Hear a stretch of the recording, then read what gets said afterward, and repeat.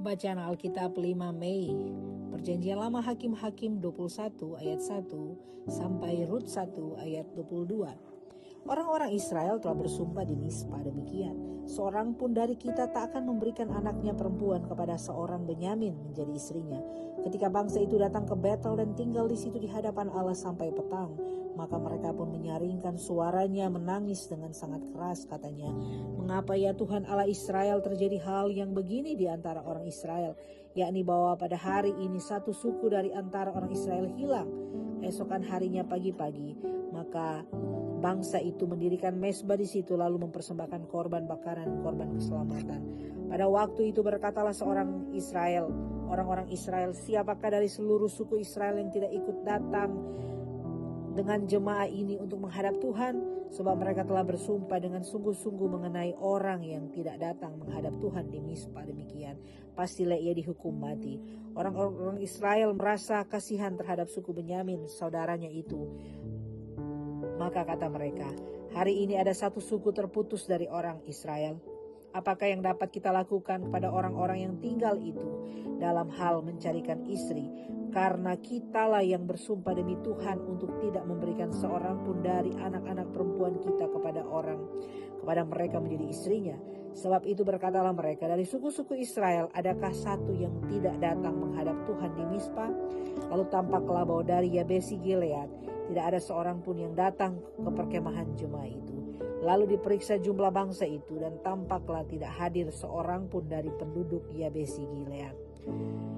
Maka perkumpulan itu menyuruh ke situ 12.000 orang dari orang-orang gagah perkasa dengan memerintahkan kepada mereka demikian, "Pergilah pukullah penduduk Yabesi Gilead dengan mata pedang, juga perempuan-perempuan dan anak-anak.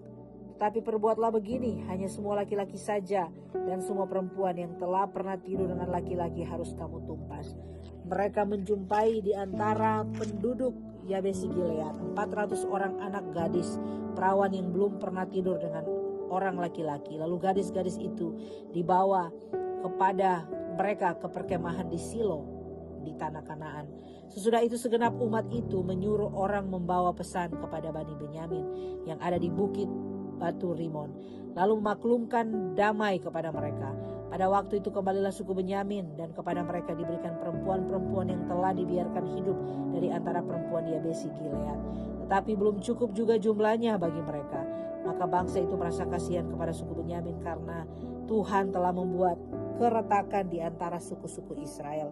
Kemudian berkatalah para tua-tua umat itu, "Apakah yang dapat kita lakukan kepada yang tinggal ini dalam hal mencarikan istri? Sebab perempuan-perempuan telah punah dari antara suku Benyamin. Lagi kata mereka, warisan orang-orang yang terluput itu haruslah tetap tinggal pada suku Benyamin, supaya jangan ada suku yang terhapus dari antara orang Israel. Tetapi kita ini tidak dapat memberikan istri kepada mereka dari anak-anak perempuan kita. Sebab orang-orang Israel telah bersumpah demikian. Terkutuklah orang yang memberikan istri kepada suku Benyamin." Lalu kata mereka pula, "Setiap tahun ada perayaan bagi Tuhan di Silo yang letaknya di sebelah utara Betel, di sebelah timur jalan raya yang menuju ke Betel ke Sikem, dan di sebelah selatan Lebona." Maka mereka berpesan kepada Bani Benyamin demikian, "Pergilah menghadang di kebun-kebun anggur, perhatikanlah baik-baik. Maka apabila anak-anak perempuan Silo keluar untuk menari-nari, baiklah kamu keluar dari kebun-kebun anggur itu, dan masing-masing melarikan seorang dari anak-anak perempuan Silo itu menjadi istrinya, dan pergi ke tanah Benyamin. Apabila ayah atau saudaranya laki-laki datang untuk menuntutnya kepada kami, maka kami akan berkata kepada mereka, serahkanlah mereka itu kepada kami dengan rela hati, sebab dalam pertempuran kita tidak dapat menangkap seorang perempuan untuk menjadi istri mereka masing-masing. Memang kamu ini tidak memberikan anak-anak gadis itu kepada mereka, sebab seandainya demikian kamu bersalah." Jadi Bani Benyamin berbuat demikian. Dari gadis-gadis yang menari-nari yang dirampas itu, mereka mengambil perempuan, jumlahnya sama dengan jumlah mereka. Kemudian pulanglah mereka ke milik pusakanya, lalu membangun kota-kotanya kembali dan diam di sana. Pada waktu itu pergilah orang Israel dari sana, masing-masing menurut suku dan kaumnya. Mereka masing-masing berangkat dari sana ke milik pusakanya. Pada zaman itu tidak ada raja di antara orang Israel. Setiap orang berbuat apa yang benar menurutnya, menurut pandangannya sendiri.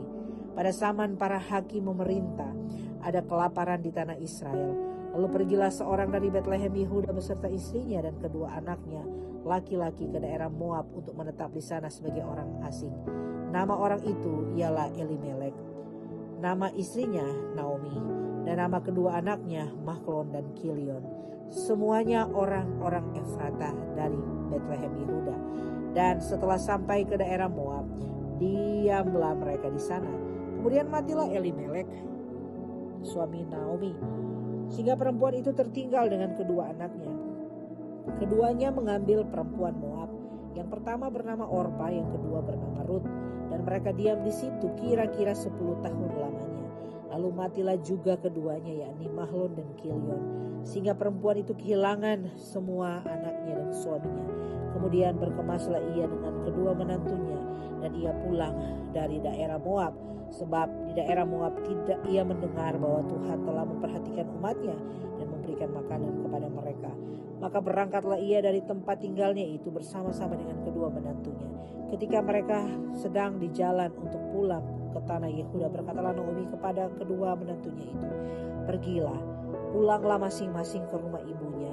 Tuhan kiranya menunjukkan kasih-Nya kepadamu seperti yang kamu tunjukkan kepada orang-orang yang telah mati itu dan kepadaku. Kiranya atas karunia Tuhan kamu mendapat tempat perlindungan masing-masing di rumah suaminya." Lalu diciumnyalah mereka, tetapi mereka menangis dengan suara keras dan berkata kepadanya, "Tidak, kami ikut dengan engkau pulang kepada bangsamu." Tapi Naomi berkata, "Pulanglah anak-anakku, mengapa kamu turut dengan aku? Bukankah tidak ada lagi anak laki-laki yang kulahirkan untuk dijadikan suamimu nanti? Pulanglah anak-anakku, pergilah, sebab sudah terlalu tua aku untuk bersuami.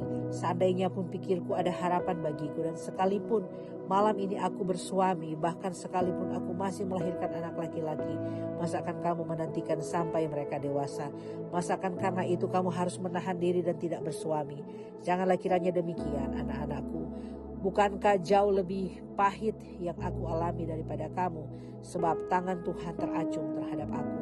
Menangis pula mereka dengan suara keras. Lalu Orpa mencium mertuanya itu, minta diri, tetapi Rut tetap berpaut kepadanya. Berkatalah Naomi, "Telah pulang iparmu kepada bangsanya dan kepada para allahnya. Pulanglah mengikuti iparmu." Tetapi kata Rut, "Janganlah desak aku meninggalkan engkau dan pulang dengan tidak mengikuti engkau. Sebab kemana engkau pergi, ke situ jugalah aku pergi. Dan di mana engkau bermalam, di situ jugalah aku bermalam. Bangsamulah bangsaku dan Allahmulah Allahku. Di mana engkau mati, aku pun mati di sana. Dan di sanalah aku dikuburkan. Beginilah kiranya Tuhan menghukum engkau, bahkan lebih daripada itu. Jikalau sesuatu apapun memisahkan aku dari engkau, selain daripada maut." Ketika Naomi melihat bahwa Rut berkeras untuk ikut bersama-sama dengan dia, berhentilah ia berkata-kata kepadanya, dan berjalanlah keduanya sampai mereka tiba di Betlehem. Ketika mereka masuk di Betlehem, gemparlah seluruh kota itu karena mereka. Dan perempuan-perempuan berkata, "Naomi kah itu?" Tetapi ia berkata kepada mereka, "Janganlah sebutkan nama aku Naomi, sebutkanlah aku Marah, sebab Yang Maha Kudus telah melakukan banyak yang pahit kepadaku. Dengan tangan yang penuh aku pergi, tapi dengan tangan yang kosong Tuhan memulangkan aku. Mengapakah kamu menyebutkan aku Naomi? Karena Tuhan telah naik saksi menentang aku, dan Yang Maha Kudus telah mendatangkan malapetaka kepadaku." Demikianlah Naomi pulang bersama-sama dengan Rut perempuan Moab itu, menantunya yang turut pulang dari daerah Moab. Dan sampailah mereka ke Betlehem pada permulaan musim menuai jelai. Pembacaan dari Perjanjian Baru, Yohanes 4 ayat 4 sampai 42. Ia harus melintasi daerah Samaria, maka sampailah ia di sebuah kota di Samaria yang bernama Sikar, dekat tanah yang diberikan Yakub dahulu kepada anaknya Yusuf. Di situ terdapat sumur Yakub. Yesus sangat letih oleh perjalanan, karena itu ia duduk di pinggir sumur itu. Hari kira-kira pukul 12, maka datanglah seorang perempuan Samaria hendak menimba air. Kata Yesus kepadanya, "Berilah aku minum," sebab murid-muridnya telah pergi ke kota membeli makanan. Maka kata perempuan Samaria itu kepadanya, Masakan engkau seorang Yahudi minta minum kepadaku seorang Samaria? Sebab orang Yahudi tidak bergaul dengan orang Samaria. Jawab Yesus kepadanya, jikalau engkau tahu tentang karunia Allah dan siapakah dia yang berkata kepadamu, berilah aku minum, niscaya engkau telah meminta kepadanya dan ia telah memberikan kepadamu air hidup. Kata perempuan itu kepadanya, Tuhan, engkau tidak punya timba dan sumur ini amat dalam. Dari manakah engkau memperoleh air hidup itu? Adakah engkau lebih besar daripada bapa kami Yakub yang memberikan sumur ini kepada kami dan yang telah minum sendiri dari dalamnya, ia serta anak-anaknya dan ternaknya? Jawab Yesus kepadanya, barang siapa minum air ini ia akan haus lagi, tetapi barang siapa minum air yang akan kuberikan kepadanya, ia tidak akan haus lagi untuk selama-lamanya.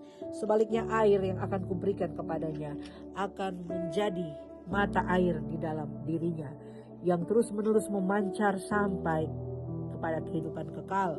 Kata perempuan itu kepadanya, Tuhan, berikanlah aku air itu, supaya aku tidak haus dan tidak usah datang lagi ke sini untuk menimba air. Kata Yesus kepadanya, pergilah, panggillah suamimu dan datang ke sini. Kata perempuan itu, aku tidak mempunyai suami.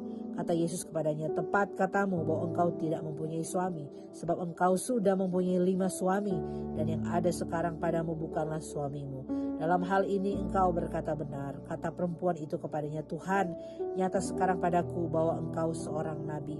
Nenek moyang kami menyembah di atas gunung ini, tetapi kamu katakan bahwa di Yerusalemlah tempat orang menyembah. Kata Yesus kepadanya, percayalah kepadaku, hai perempuan, saatnya akan tiba bahwa kamu akan menyembah Bapa bukan di gunung ini dan bukan juga di Yerusalem. Kamu menyembah apa yang tidak kamu kenal. Kami menyembah apa yang kami kenal, sebab keselamatan datang dari bangsa Yahudi.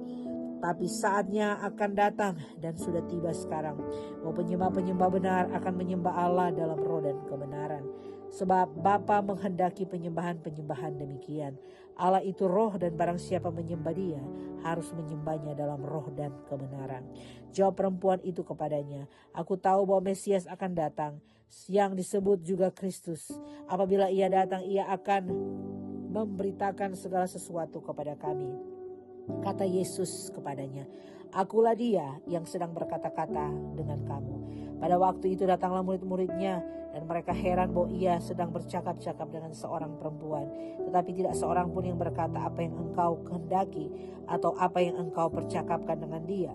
Maka perempuan itu meninggalkan tempayannya di situ, lalu pergi ke kota dan berkata kepada orang-orang yang di situ, mari lihat, di sana ada seorang yang mengatakan kepadaku segala sesuatu yang telah kuperbuat. Mungkinkah dia Kristus itu?